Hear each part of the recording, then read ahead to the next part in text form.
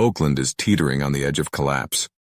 Oakland is a city fighting a three-front war, a violent crime rate that defies national trends, a homelessness catastrophe that has turned sidewalks into shanty towns, and a budget deficit threatening to defund the very systems meant to save it.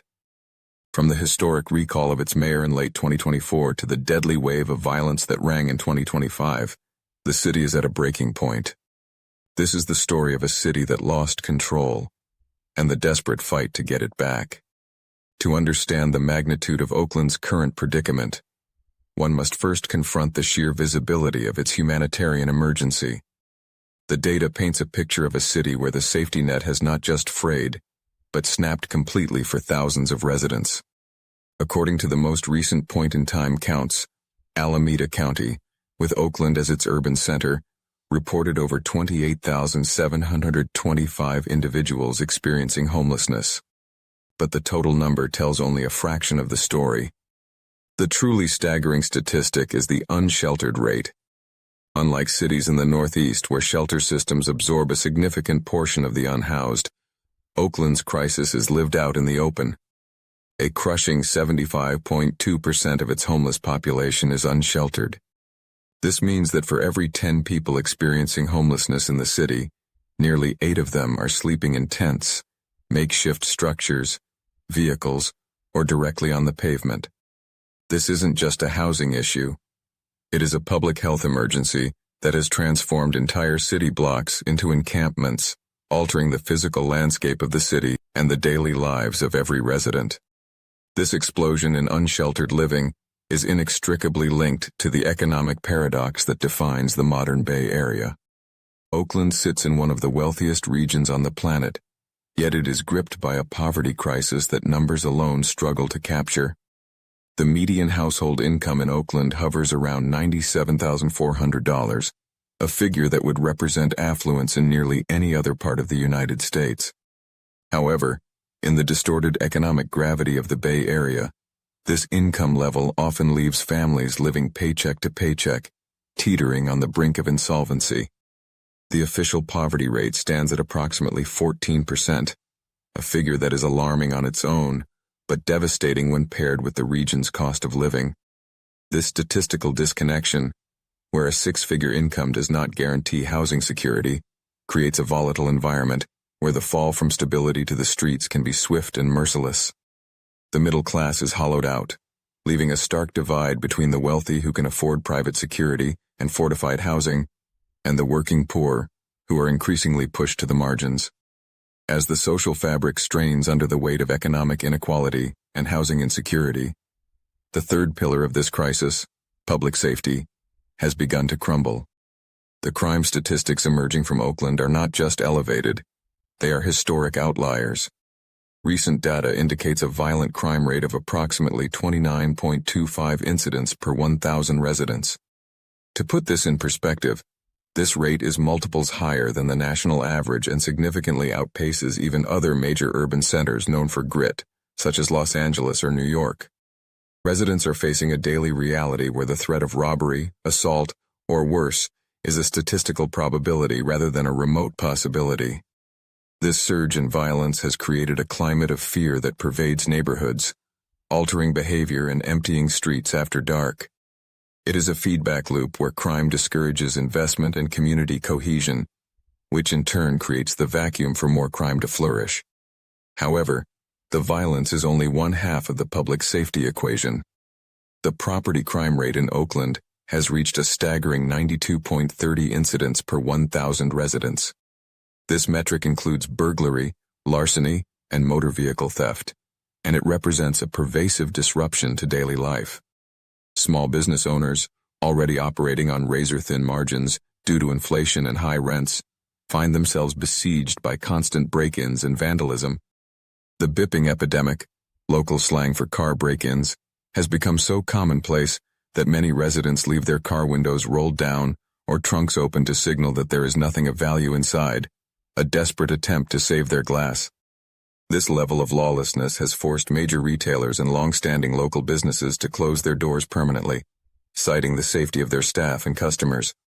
When commerce retreats, it leaves behind economic deserts, further exacerbating the poverty and lack of opportunity that fuel the crisis in the first place. The intersection of these three forces, homelessness, poverty, and crime, creates a complex Gordian knot for city officials. The high rate of unsheltered homelessness makes policing difficult, as encampments can sometimes serve as cover for criminal activity. Yet the criminalization of homelessness without adequate shelter solutions only cycles vulnerable people through the justice system without solving the root cause. The police force, struggling with staffing shortages and morale issues, finds itself overwhelmed by the sheer volume of calls for service. When a department is buried under a violent crime rate of 29 per 1,000, response times for property crimes lag, leading to a sense of abandonment among victims of theft and burglary. This erosion of trust between the community and the institutions meant to protect them leads to underreporting of crimes and a rise in vigilante justice or private security solutions, further fracturing the civic unity of the city. Furthermore, the demographics of this crisis reveal deep-seated systemic inequities. The poverty rate of 14% is not evenly distributed across the city's population. It is heavily concentrated in historically marginalized communities, specifically among Black and Latino residents who have faced decades of redlining, underinvestment, and displacement. The gentrification that swept through the Bay Area in the last decade brought wealth to Oakland, but it did not uplift all boats.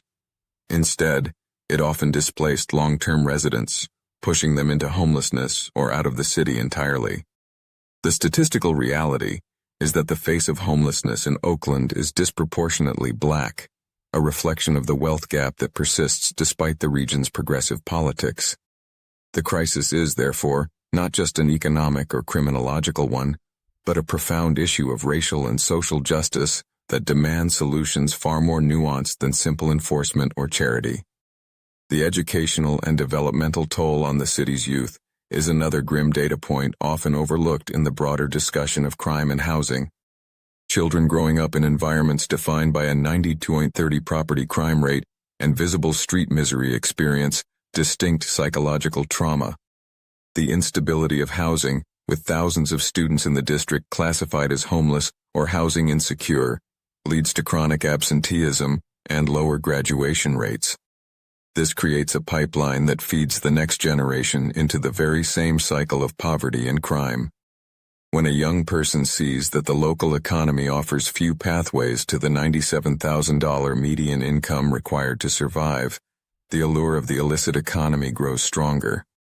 The data suggests that without massive intervention in youth services and education, the current statistics are not just a temporary spike, but a preview of the long-term future. Governance in Oakland faces a crisis of resources and strategy. The tax base is eroding as businesses flee the high property crime rates, leaving the city with less revenue to fund the very social services and public safety measures needed to turn the tide. It is a fiscal death spiral. High crime leads to business exodus, which leads to lower tax revenue, which leads to budget cuts for police and housing programs, which leads to higher crime. Breaking this cycle requires state and federal intervention, as the scale of the problem, over 8,000 homeless individuals and crime rates nearly double that of comparable cities, has outstripped the municipal capacity to respond. The city has attempted various pilot programs, from guaranteed income initiatives to violence interrupter programs, but the statistical needle has been slow to move, breeding cynicism among the electorate. Despite the bleakness of the current data, it is crucial to recognize that Oakland is not a monolith of despair. It remains a hub of activism, art, and resilience. Community organizations are filling the gaps where the government has failed, providing mutual aid, food distribution, and neighborhood watch programs.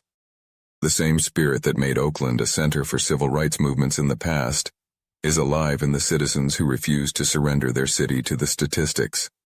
However, resilience alone cannot fix a 75% unsheltered rate or a violent crime epidemic.